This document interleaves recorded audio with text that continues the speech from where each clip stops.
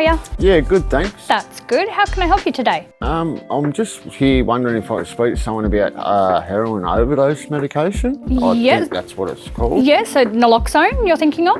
Yeah, is it the nasal spray stuff? Yeah, that's Yep. the one. Yeah, Yep. yeah, So I've got David here today. He'd be able to have a chat to you around that. Oh, okay. Yep, no worries. Yep. And what about does it take long and No. how much does it cost? No, it only takes about 10 minutes and it's absolutely free. Oh, really? Yeah. Yep. So Okay. did you want me to grab David for you? Yeah, if I can see him today. Yeah. Yeah, that'd be great. 100%. All Awesome. right, thank you. That's okay. Hey, this is David, our naloxone worker. Hi, Hi, Damien, how you going? so you're here for naloxone training? Yeah, the nasal spray? Yep, that's Yep. right. Yeah. Yep, come with me. All right, thank you. You're just in here. All right, thank you. So, Damo, you'd like to learn how to use naloxone to reverse opioid overdose. Yeah, I would. My friends have been talking about it and that, and they told me to come in to CAHMA to find out some more. Well, mate, I'm really glad you came in today because you know that over 1,000 Australians die every year from opioid overdose. So the more of this naloxone that we get out into the community, the more lives can be saved. Yeah, right, okay. Well, that's a lot. It's astonishing, a lot of lives, 1,000 people. Yeah. But one thing I was wondering, Dave, is does it only work on heroin or does it work on other drugs too? Okay, so it works with other opioids, so it will work to reverse overdoses for fentanyl and morphine and codeine and other opioids, but it won't work with other types of drugs. Oh, okay, cool. So if I were to give someone naloxone, because I think they've overdosed on opiates, but they actually haven't overdosed on opiates, is it going to do them any damage? So naloxone has no known side effects, apart from blocking the effects of opioids. So if you give naloxone to someone who's not suffering from an opioid overdose, it won't do them any harm, it won't even affect them in any way at all. Oh, okay, cool. That's really handy to know.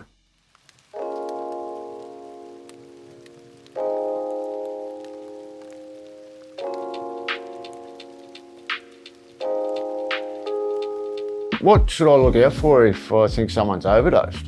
Okay, so the classic symptoms of opioid overdose are blue lips and pale waxy complexion.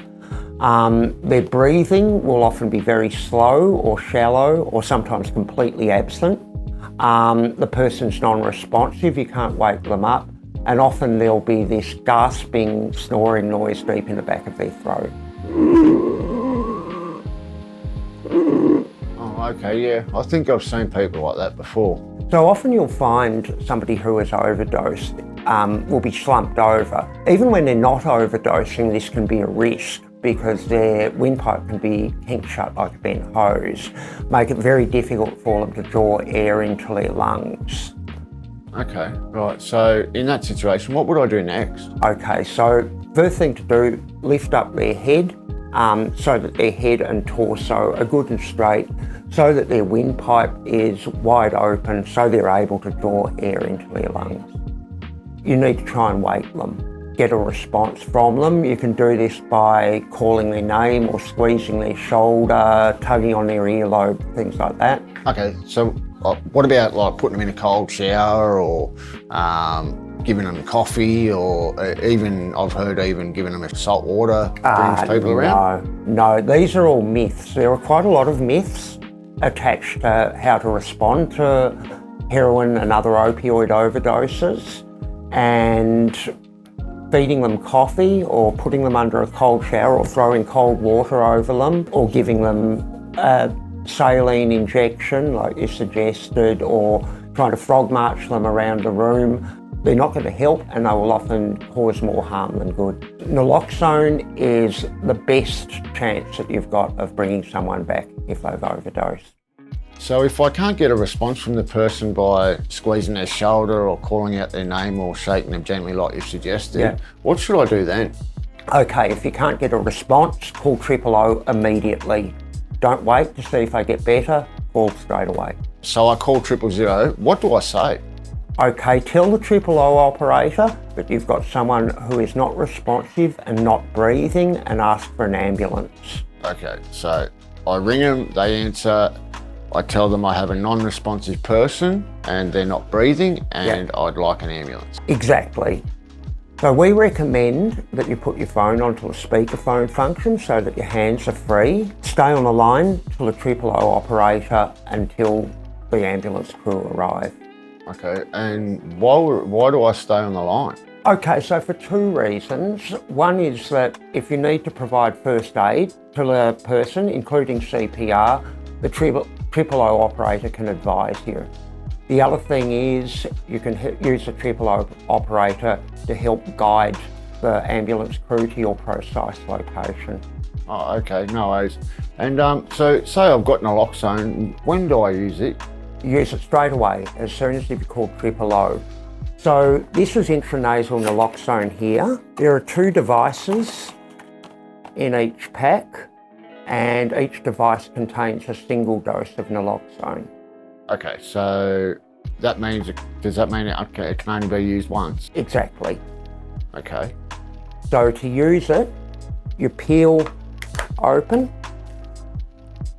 insert the tip gently up the person's nostril, and then press the trigger. So once I've sprayed it into their nose, is that all I do? Yes, that's it. So the naloxone's absorbed through the mucous membrane, so the person doesn't need to be breathing for it to work. And if I give them the naloxone, do they actually wake up immediately?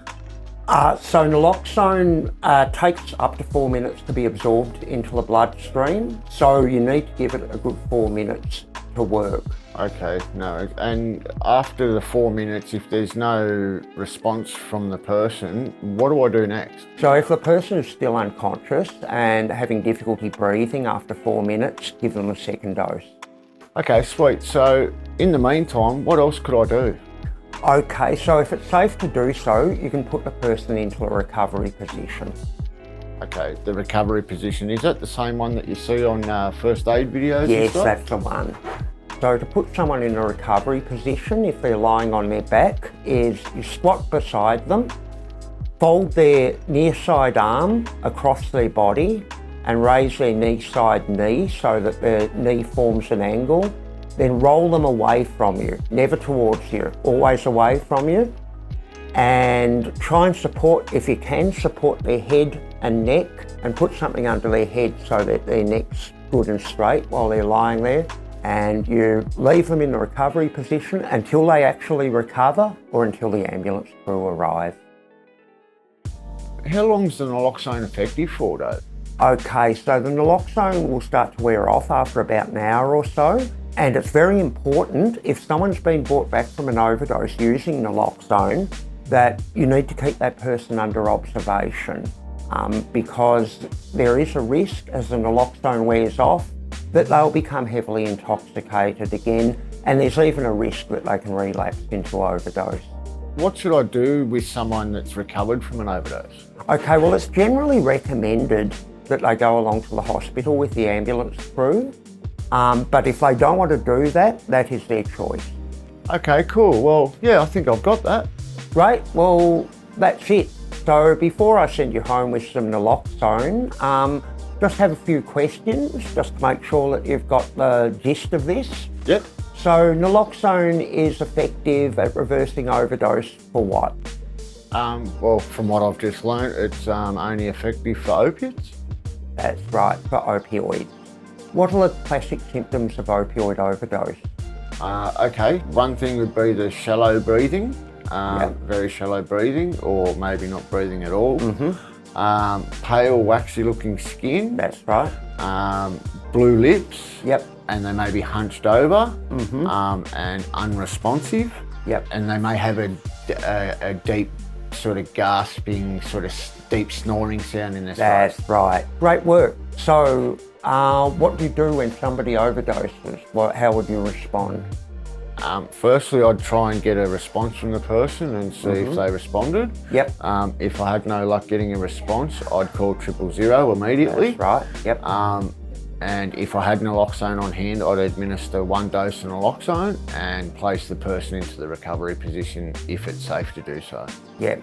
And make sure you stay with the person until the ambulance arrives. Can you tell me how naloxone is administered? through nasal spray. That's correct. Yep.